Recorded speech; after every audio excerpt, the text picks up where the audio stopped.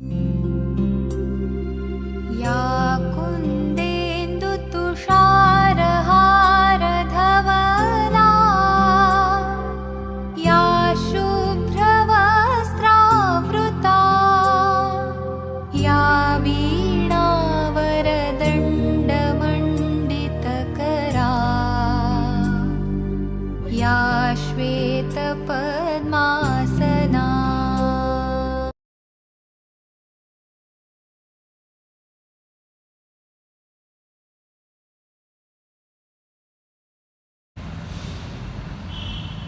Good morning students. आज हम हिंदी में पुनरावर्तन 1 है उसका अभ्यास करेंगे। प्रश्न 1, अपने मित्र को निबंध लेखन प्रतियोगिता में प्रथम आने पर बधाई पत्र लिखिए। तो आपको अपने मित्र के ऊपर पत्र लिखना है, जो हम आगे भी हमने बहुत सारे पत्र लिखे हैं। तो ऐसा ही पत्र आपको निबंध लेखन प्रतियोगिता में प्रथम आया आपका मित्र को बधाई पत्र लिखना है। प्रश्न 2, निम्नलिखित शब्दों का लिंग परिवर्तन करके उन्हें वाक्य में प्रयोग कीजिए।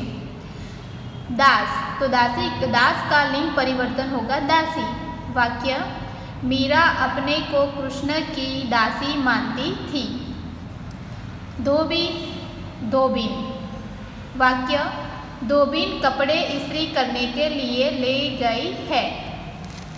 स्वामी का लिंग परिवर्तन है स्वामिनी, उसे स्वामिनी होने का गर्व नहीं है। विद्वान, तो विद्वान का लिंग परिवर्तन होगा विदुषी। वाक्य, सरोजिनी नायडू एक विदुषी महिला थी। तो आप लोग ऐसे ही अपने हिसाब से भी आप वाक्य बना सकते हो। बाबू बबुआइन, वाक्य, बबुआइन बिना बुलाए आ गई है। बूढ़ा, तो बूढ़ा का लिंग परिवर्तन होगा बुढ़िया। वाक्य, बुढ़िया के फैसले को सबने मान लिया। शेर शेरनी, वाक्य, शेरनी अपने बच्चों के साथ खेल रही है। पंडित पंडिताइन, वाक्य, पंडिताइन ने प्रश्नों के सही उत्तर दिए। तो आप ऐसे ही दूसरे वाक्य भी बना सकते हैं कि पंडिताइन पूजा कर रही है। भैंस, तो भैंस का लिंग परिवर्तन होगा भैंसा। वाक्य है, भैंसा हल जोतने के काम आता है। हल मतलब जो खेतों में खेती करने के लिए उपयोग किया जाता है हल का, इसीलिए इसका वाक्य बना है कि भैंसा हल जोतने के काम आता है। लेखक, तो उसका लिंग परिवर्तन होगा लेखिका। वाक्य, दीदी लेखिका बनना चाहती है।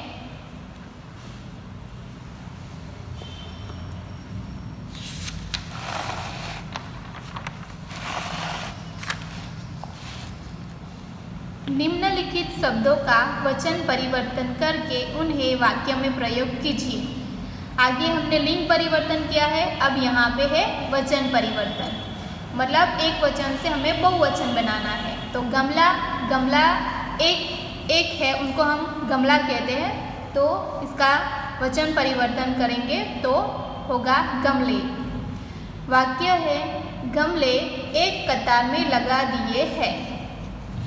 माला मतलब एक ही माला, और उसका वचन परिवर्तन करेंगे तो उसका वचन परिवर्तन होगा मालाएं। वाक्य, ये मालाएं बहुत अच्छी है।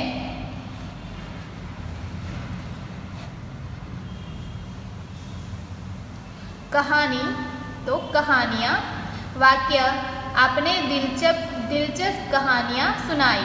तो आप इसका कहानियाँ के ऊपर दूसरा भी वाक्य बना सकते हो, जैसे कि अध्यापिका ने दिलचस्प कहानियाँ सुनाई। या आप दूसरा वाक्य बना सकते हैं कि मेरे पिताजी ने दिलचस्प कहानियाँ सुनाई। तिथि, तो तिथियाँ। वाक्य, कुछ तिथियाँ बहुत शुभ होती है। डिबिया, तो उनका वचन परिवर्तन होगा डिबिया।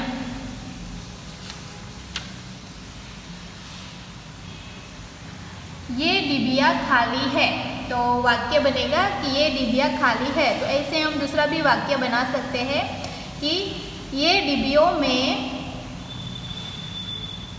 तेल भरा है। ओके, अथवा तो ये डिबिया भरी हुई है।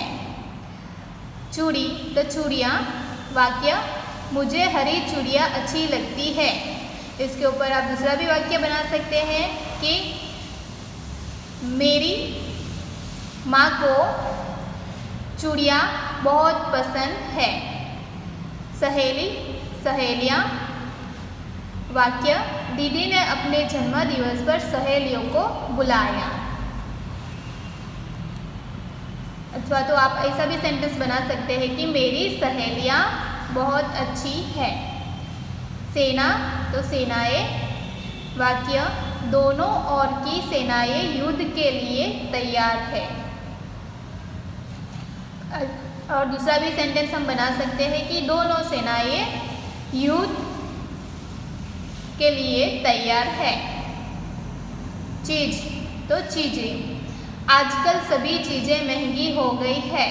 आप दूसरा भी वाक्य बना सकते हैं कि मेरे पिताजी बाजार से सभी चीज़ें लेकर आए।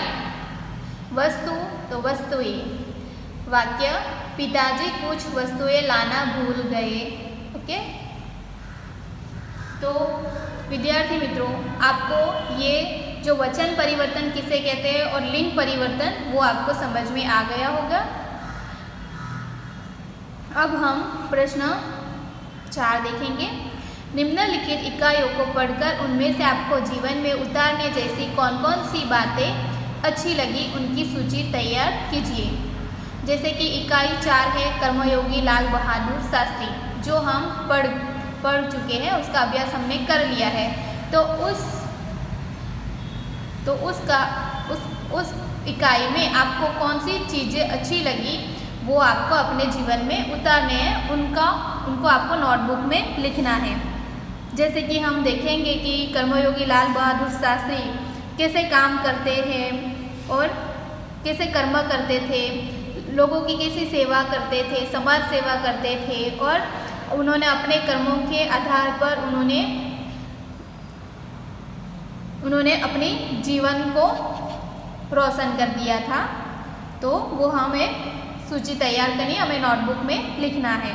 जैसे कि कर्मयोगी लाल बहादुर शास्त्री के ऊपर हम लिख सकते हैं कि बिना फल के आशा के कर्म करना चाहिए।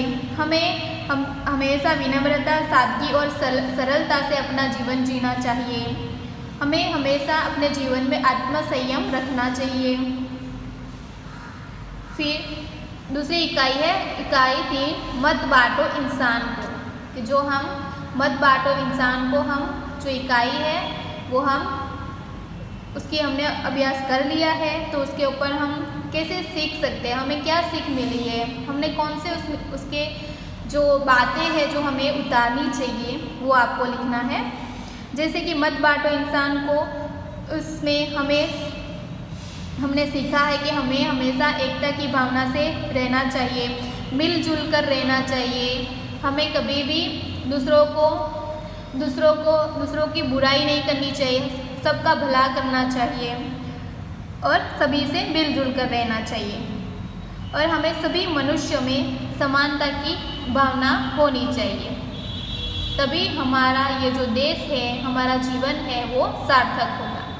ओके, तो आपको ये सारी चीज़ें दोनों इकाई 4 और इकाई 3 के बारे में आपको अपने नोटबुक में लिखना है।